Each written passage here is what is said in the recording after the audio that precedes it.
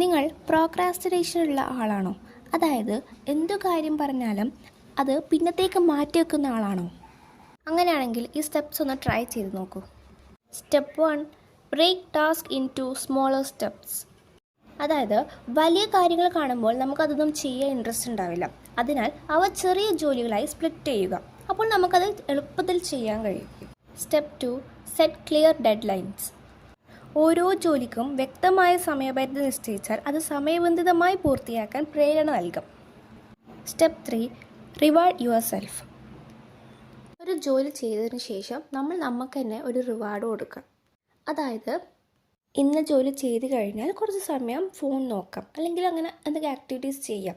നമ്മൾ നമ്മൾക്ക് തന്നെ റിവാർഡ് കൊടുക്കുമ്പോൾ നമ്മൾക്ക് വീണ്ടും ശ്രമിക്കാനുള്ളൊരു ഉത്സാഹം നൽകും. Step 4, use the 5 minutes rule. Procrastination കുറയ്ക്കാൻ വേണ്ടിയിട്ട് ഏറ്റവും കൂടുതൽ നമ്മളെ സഹായിക്കുന്ന ഒരു സ്റ്റെപ്പാണിത്. അതായത് ഈ ജോലി നമ്മൾ 5 മിനിറ്റ് മാത്രമേ ചെയ്യൂ എന്ന മനോഭാവത്തിൽ തുടങ്ങുക. 5 മിനിറ്റ് കഴിഞ്ഞാൽ നിങ്ങൾ നിർത്തിക്കോളും. എന്നാൽ 90% ആൾക്കാരും അത് തുടരും. കാരണം ഒരു ജോലി ആരംഭിക്കുകയാണ് ഏറ്റവും ബുദ്ധിമുട്ടുള്ള ഭാഗം. തുടർന്നാൽ സ്വാഭാവികമായി മുന്നോട്ട് പോകും. പ്രോക്രാസ്റ്റിനേഷനുള്ള ആൾക്കാരാണെങ്കിൽ ഇതൊന്ന് ട്രൈ ചെയ്ത് നോക്കൂ.